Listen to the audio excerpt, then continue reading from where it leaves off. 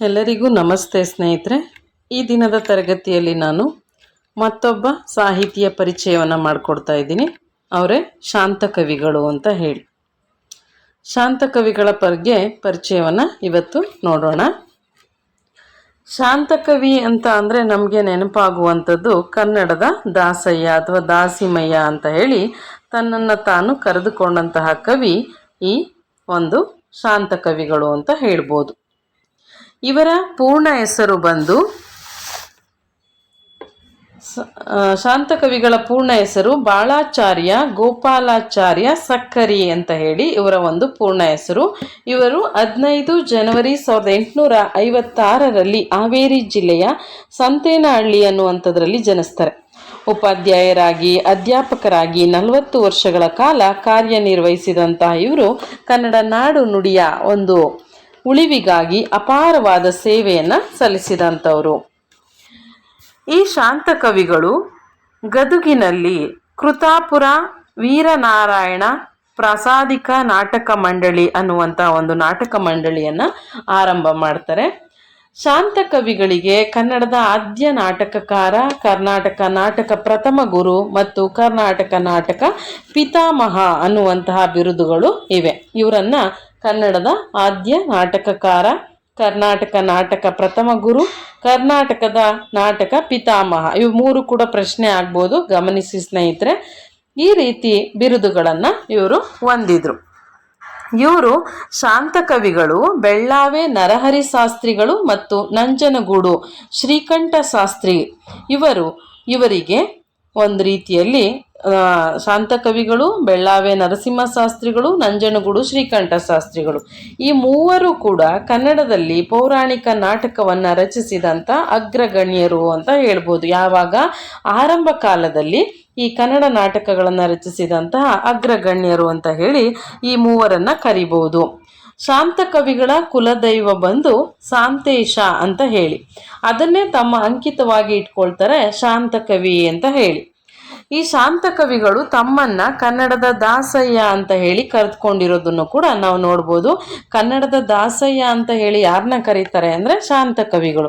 ಶಾಂತಕವಿಗಳ ಪೂರ್ಣ ಹೆಸರು ಏನಪ್ಪ ಅಂತ ಕೇಳಿದಾಗ ಬಾಳಾಚಾರ್ಯ ಗೋಪಾಲಾಚಾರ್ಯ ಸಕ್ಕರಿ ಎನ್ನುವಂಥದ್ದು ಇವರ ಒಂದು ಪೂರ್ಣ ಹೆಸರಾಗುತ್ತೆ. ಇನ್ನು ಶಾಂತಕವಿಗಳು ಶಾಂತವಿಠಲ, ಶಾಂತೇಶ ವಿಠಲ ಅನ್ನುವಂತಹ ಅಂಕಿತದಿಂದ ದೇವರ ನಾಮಗಳನ್ನು ಕೂಡ ರಚಿಸಿರೋದನ್ನು ನಾವು ನೋಡ್ಬೋದು. ಶಾಂತಕವಿಗಳು ಕನ್ನಡಾಭಿಮಾನ, ದೇಶಾಭಿಮಾನ ಕವನಗಳನ್ನು ಕೂಡ ರಚಿಸಿದಂತಹ ಹೊಸಗನ್ನಡ ಕವಿಗಳು ಅಂತ ಹೇಳಲಾಗುತ್ತೆ. ಈ ಶಾಂತಕವಿಗಳು ತೀರ್ಕೊಂಡಾಗ ಬೇಂದ್ರೆಯವರು ಶಾಂತಕವಿಗಳ ವಿಶ್ರಾಂತಿ ಎನ್ನುವಂಥ ಕವನವನ್ನು ಬರೀತಾರಂತೆ. ಶಾಂತಕವಿಗಳ ವಿಶ್ರಾಂತಿ ಅಂತ ಹೇಳಿ ಬೇಂದ್ರೆಯವರು ಇವರು ತೀರ್ಕೊಂಡ ಸಂದರ್ಭದಲ್ಲಿ ಈ ಕವನವನ್ನು ಬರೆದಿರೋದನ್ನ ಕೂಡ ನೋಡ್ಬೋದಾಗಿದೆ. ಇನ್ನು ಹಾಗೆ ಇವರ ಕಾವ್ಯ ಕೃತಿಗಳನ್ನು ನಾವು ನೋಡೋದಾದ್ರೆ ಈ ಕಾವ್ಯ ಕೃತಿಗಳೇನಪ್ಪ ಅಂತ ಅಂದರೆ ಕಾವ್ಯ ಕೃತಿಗಳಲ್ಲಿ ಇವರು ರಚಿಸಿರುವಂಥದ್ದನ್ನು ನಾವು ನೋಡ್ತಾ ಹೋಗೋದಾದ್ರೆ ಆನಂದ ಲಹರಿ, ಋತು ಸಂಹಾರ, ನಾಟಕ ಇದೊಂದು ಷಟ್ಪದಿ ಮಾಲಿಕೆ, ಪುಷ್ಪ ಬಾಣ ವಿಲಾಸ, ಮುಕುಂದ ದಾನಾಮೃತ ಇದೊಂದು ಕೀರ್ತನೆ, ಮೇಘದೂತ, ರಘುವಂಶ ಮತ್ತು ರಸಿಕ ವಿಚಾರ, ಹಾಗೆ ವಿರಹ ತರಂಗ, ಇನ್ನೊಂದು ವಿಷಕಂಠ ಖಡ್ಗ ಅನ್ನುವಂಥದ್ದು ಇವರ ಕಾವ್ಯ ಕೃತಿಗಳು ಅಂತ ಹೇಳಲಾಗಿದೆ. ಇನ್ನು ಇವರ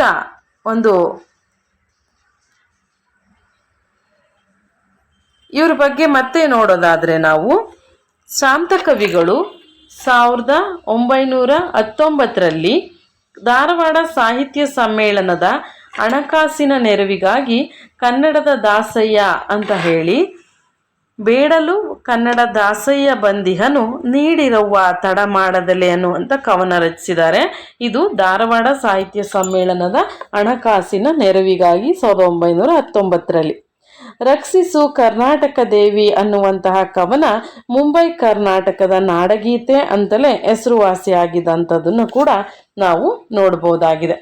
ಇವರ ನಾಟಕಗಳನ್ನು ನಾವು ನೋಡೋದಾದರೆ ಉಷಾಪಹರಣ, ಶ್ರೀಯಳ ಸತ್ವ ಪರೀಕ್ಷೆ, ಸಂದೋಪಸಂದ ವಧೆ, ವತ್ಸಲಾಹರಣ, ಕೀಚಕ ವಧೆ, ಸುಧನ್ವ ವಧೆ, ಸೀತಾರಣ್ಯ ಪ್ರವೇಶ, ಚಂದ್ರವಳಿ, ಹರಿಶ್ಚಂದ್ರ ಸತ್ವ ಪರೀಕ್ಷಾ, ಪಾರ್ವತಿ ಪರಿಣಯ, ಮೇಘದೂತ, ಶಾಕುಂತಲೋತ್ಪತ್ತಿ, ಗಿರಿಜಾ ಕಲ್ಯಾಣ, ಋತು ಸಂಹಾರ, ಮೃಚಕಟಿಕ, ವಿರಹ ತರಂಗ, ಕಾಳಿದಾಸ, ಕೃಷ್ಣ ರಾಧಿಕಾ ವಿಲಾಸ, ನಾಗಾನಂದ, ರಾವಣಾವಧ ಅನ್ನುವಂಥ ಸುಮಾರು 33ಕ್ಕೂ ಹೆಚ್ಚು ನಾಟಕಗಳನ್ನು ಇವರು ರಚಿಸಿರೋದನ್ನು ನಾವು ನೋಡ್ಬೋದಾಗಿದೆ.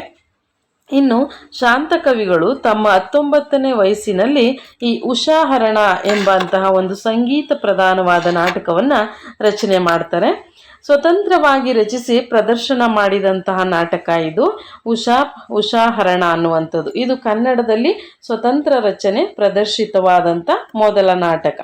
ಇನ್ನು ವತ್ಸಲಾಹರಣ, ಇದು ಕೂಡ ಬಲರಾಮನ ಮಗಳು ವತ್ಸಲೆಯನ್ನು ವರಿಸಲು ಕೌರವ ಪಾಂಡವರ ಮಕ್ಕಳ ನಡುವೆ ನಡೆಯುವಂಥ ಒಂದು ಕಾಳಗದ ಕಥೆಯಾಗಿದೆ. ಚಂದ್ರವಳ್ಳಿ ಕತೆ, ಇದು ಭಾಗವತದಿಂದ ಆಯ್ದುಕೊಂಡ ಶ್ರೀಕೃಷ್ಣನ ಕಥಾವಸ್ತು ಅಂತ ಕೂಡ ಹೇಳ್ಬೋದಾಗಿದೆ. ಇದು ಕೂಡ ಒಂದು ಕಥಾವಸ್ತು ಅಂತ ಹೇಳಲಾಗುತ್ತೆ. ಹಾಗೆ ಇನ್ನಿತರ ಇವರ ಕೃತಿಗಳನ್ನು ನಾವು ನೋಡೋದಾದರೆ, ಇವರ ಕೆಲವು ಕೃತಿಗಳು, ಈ ಕೃತಿಗಳನ್ನು ನಾವು ನೋಡೋದಾದರೆ ಯಾವ್ಯಾವುದಪ್ಪ ರಚಿಸಿದ್ದಾರೆ ಅಂತ ಅಂದರೆ, ಕೀರ್ತನೆಗಳನ್ನು ರಚನೆ ಮಾಡಿದ್ದಾರೆ. ಗಜೇಂದ್ರ ಮೋಕ್ಷ, ರಾವಣ ವೇದಾವತಿ, ಶ್ರೀಮತಿ ಸ್ವಯಂವರ, ಮತ್ತೆ ಹರಿಮಿತ್ರೋಪಖ್ಯಾನ, ಹಾಗೇನೇ ಶ್ರೀ ವಿದ್ಯಾರಣ್ಯ ಚರಿತ್ರೆ, ಮುಕುಂದ ನಾಮಾಮೃತ ಅನ್ನುವಂಥ ಕೀರ್ತನೆಗಳನ್ನು ಕೂಡ ಇವರು ರಚನೆ ಮಾಡಿರೋದನ್ನ ನಾವು ನೋಡ್ಬೋದಾಗಿದೆ.